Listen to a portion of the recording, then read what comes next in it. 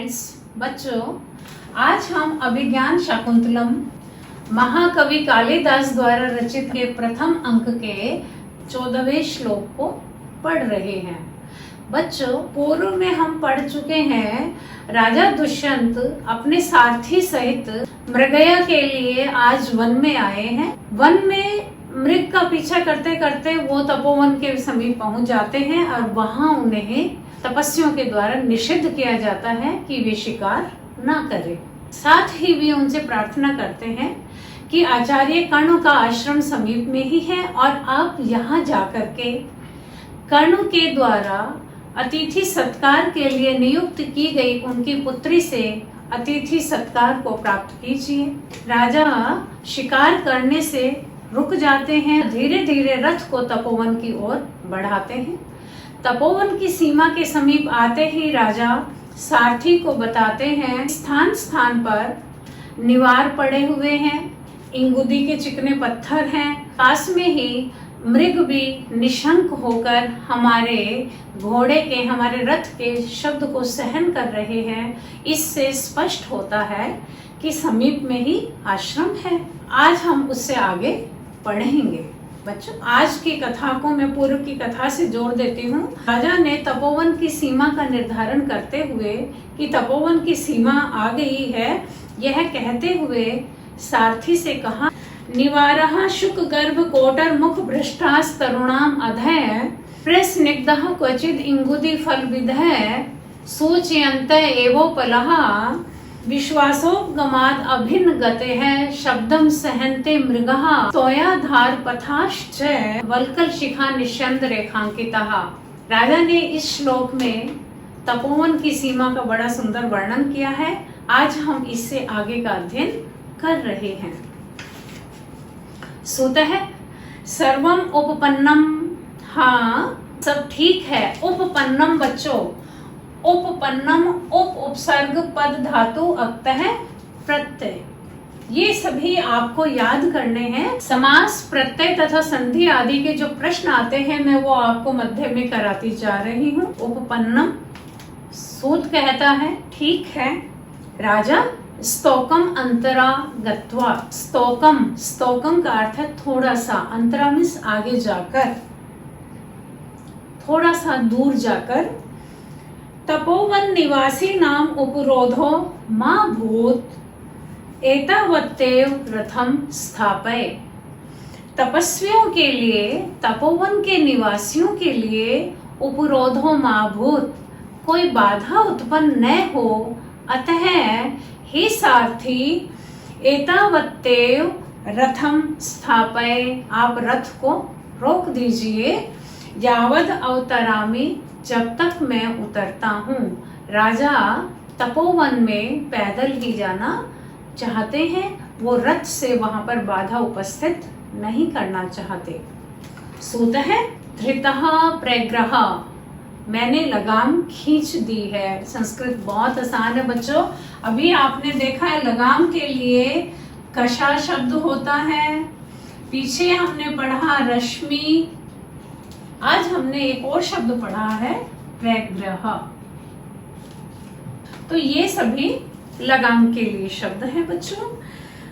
अवतरतु आयुष्मान, हे आयुष्मान आप उतरिए। राजा अवतीर्य, संस्कृत बहुत आसान है बच्चों। त्री तैरना अर्थ में, यदि इससे पूर्व में आव उपसर्ग हो जाए तो इसका अर्थ हो जाता है उतरना।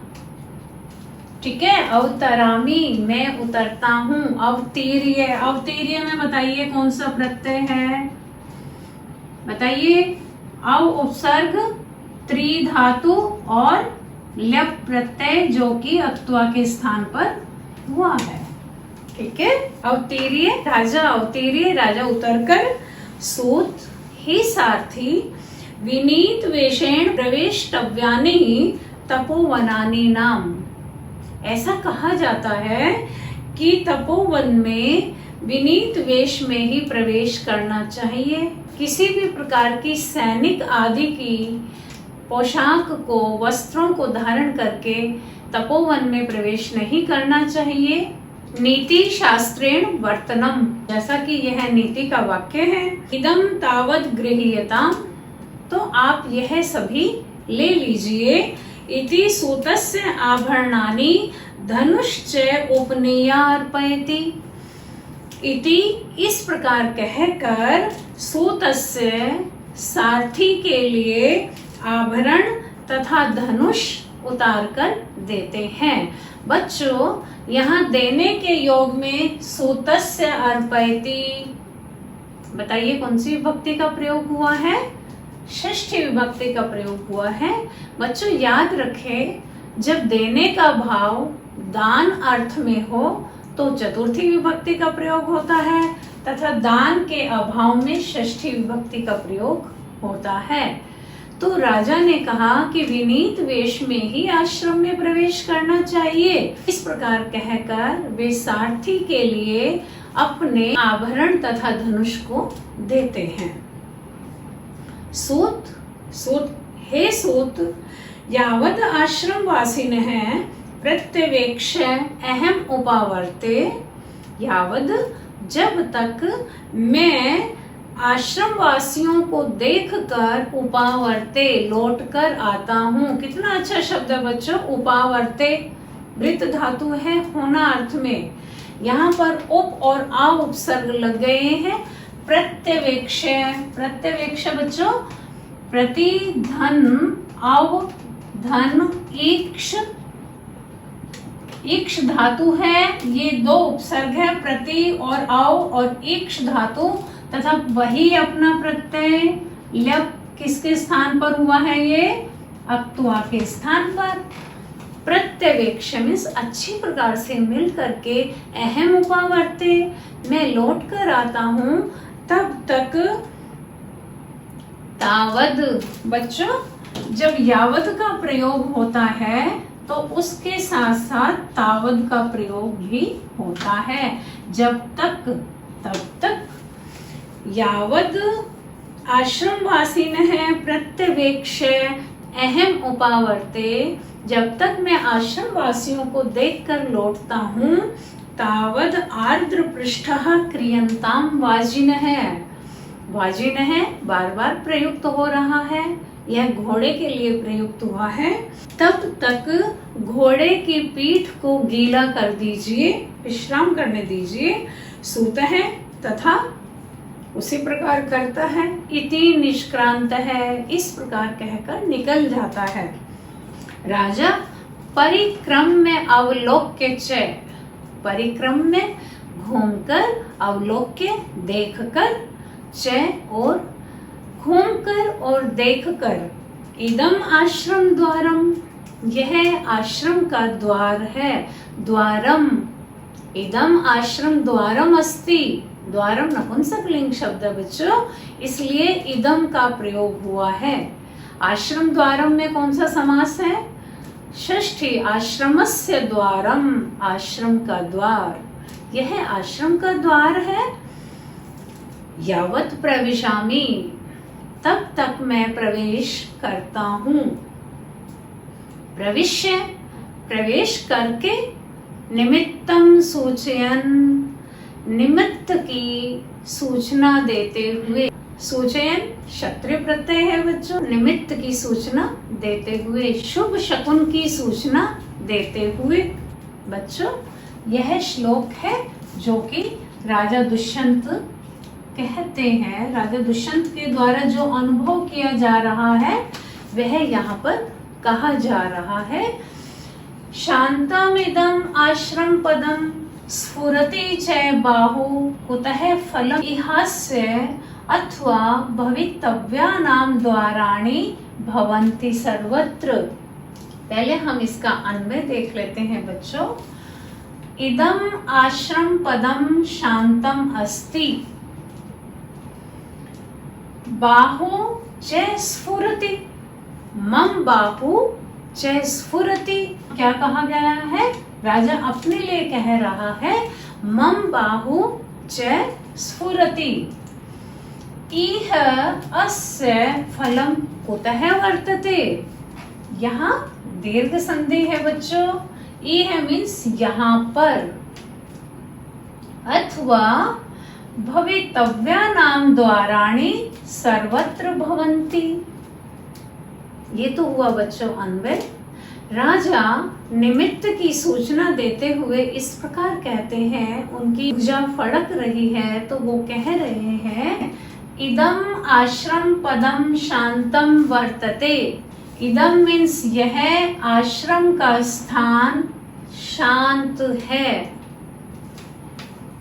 मम बाहु च स्फुरति, मेरी भुजा यहाँ फड़क रही है, उसमें स्पंदन हो रहा है। ये है कि है आश्रम पद जो कि शांत है, यहाँ पर इसका फल कैसे हो सकता है, क्योंकि ये तो शांत है।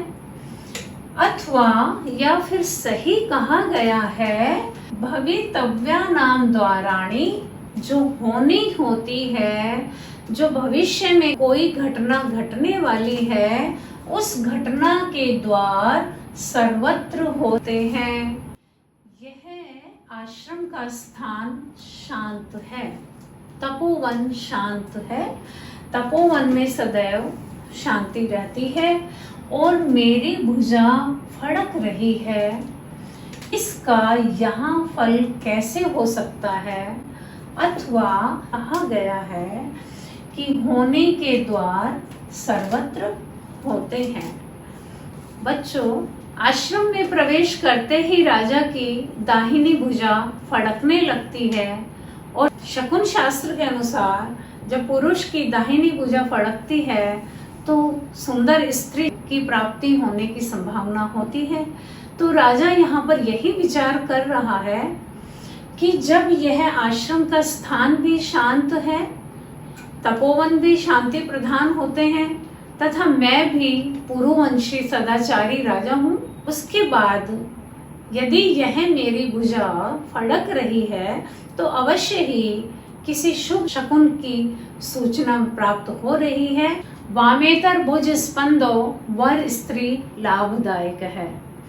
तो इस प्रकार के वचन को मन में रखते हुए राजा ने विचार किया कि होने के द्वार सर्वत्र होते हैं।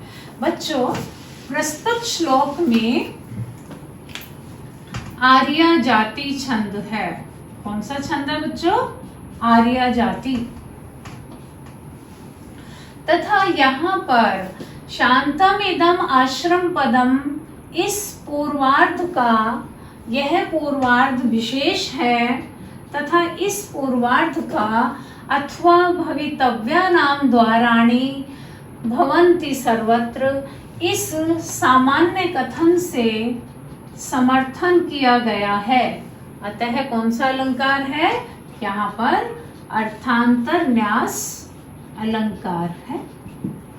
ठीक है बच्चों, प्रस्तुत श्लोक में भवितव्यता की सूचना अर्थात होने की सूचना दी गई है। इस श्लोक में कवि ने बड़े ही सुंदर शब्दों में भवितव्यता अर्थात होने की सूचना को दिया है।